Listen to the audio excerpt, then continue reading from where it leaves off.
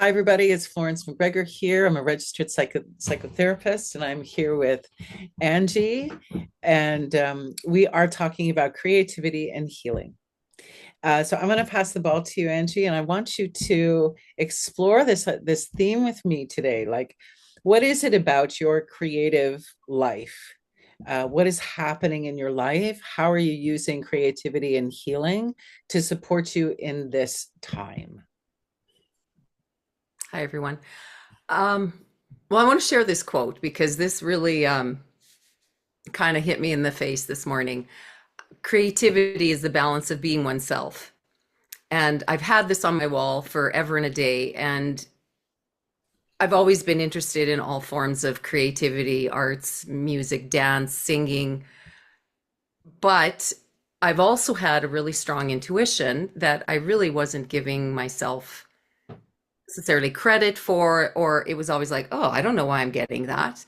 And as I'm aging, I'm noticing that this is something that is very, very strong within me. I've had visions, of people, that have passed over, like at moments of their death in the past.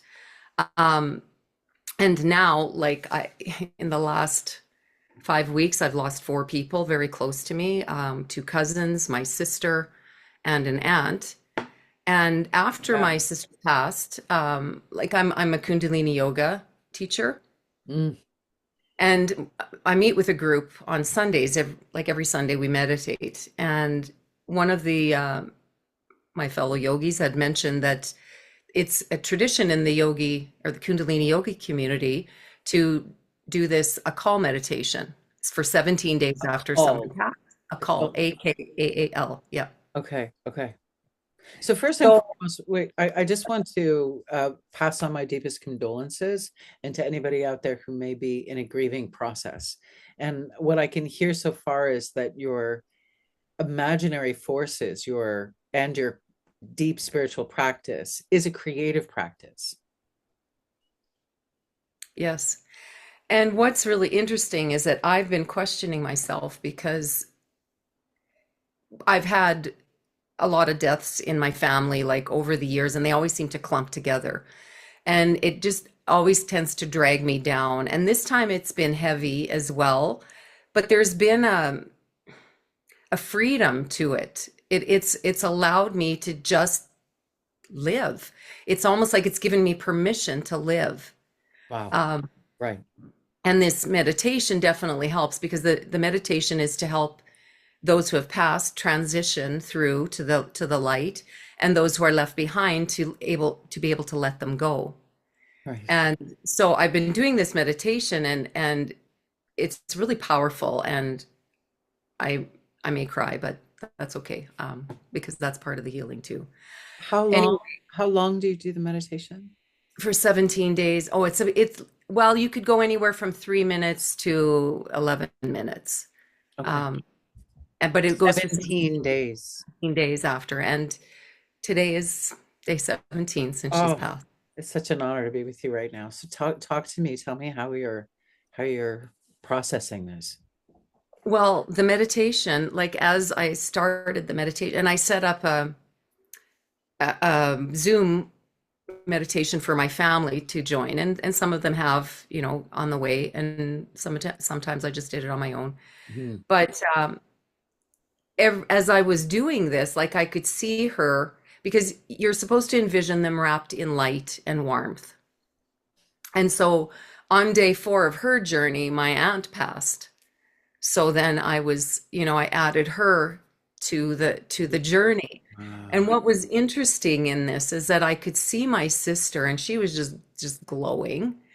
Um, and walking through this garden. Well, I should quickly just tell a little bit about this meditation that happened before I started the Akal meditation, because it was just an intense situation. My sister knew a psychic, and the psychic had envisioned her like she had a guardian angel watching over her, and we didn't know who it was. And my sister called me a couple months before she passed, and she said, "Do you know who this person is? Because this person's watching over me." And I'm like, "I don't know. It doesn't sound like any friend or relative that I know."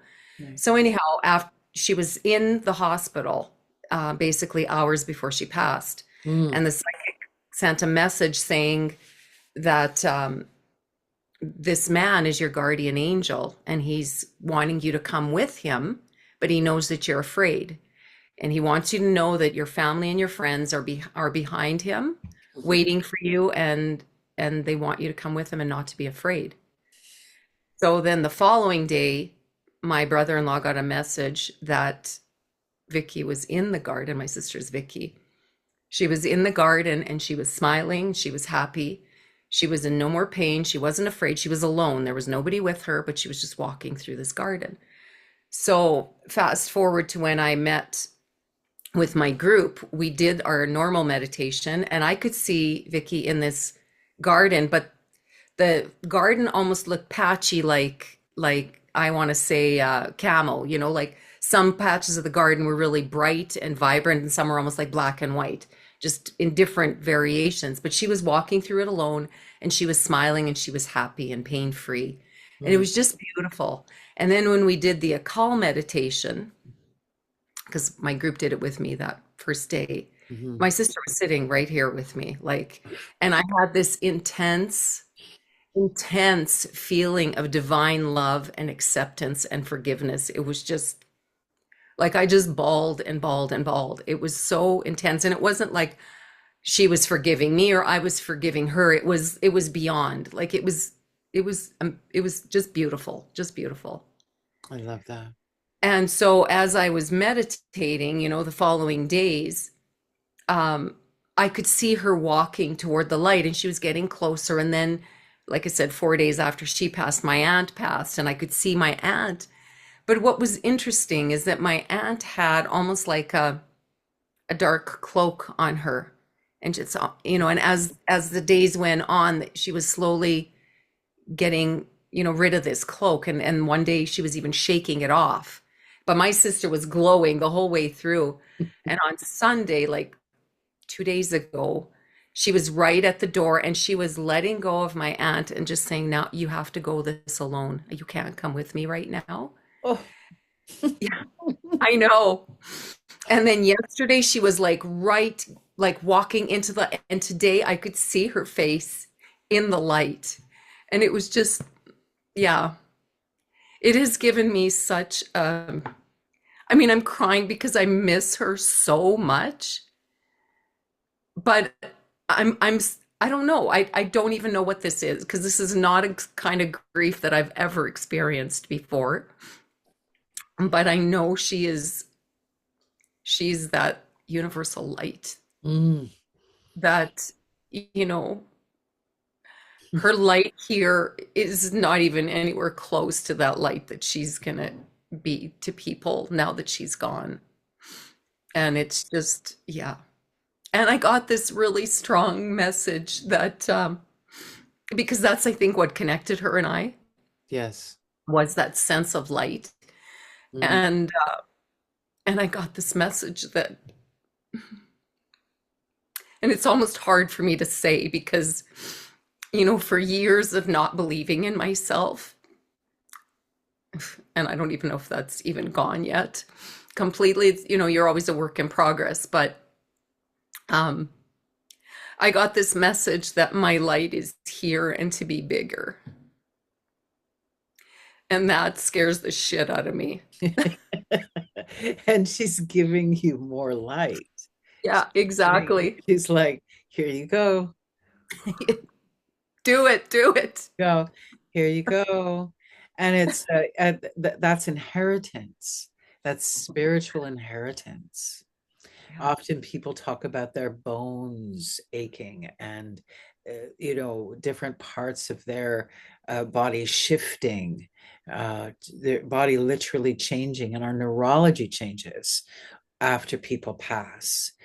And part of it is the true inheritance of their love and who they were, and the lessons and all the experiences that we had with them that are now passed on into your heart, and because you're so open to it. And so, and the whole thing is, it's like I know I have to find somebody who can instruct me into getting, delving deeper into my intuition, Mm, because I know it's incredibly strong, and I want to be able to use it, like I'm an Ayurvedic health counselor and everything, but there's this that intuitive part that when mhm. you are a healer, you have to have that, and you have to have it developed to the point that you can pick up on things. Otherwise, you could really harm people. Yeah, there's a boundary system with our spiritual awareness, right? There's that great story of everyone sitting around in a campfire, and everyone has a creation story, but they're from all different parts of the world, and all from different kinds of faiths, religions, creeds, cultures, right?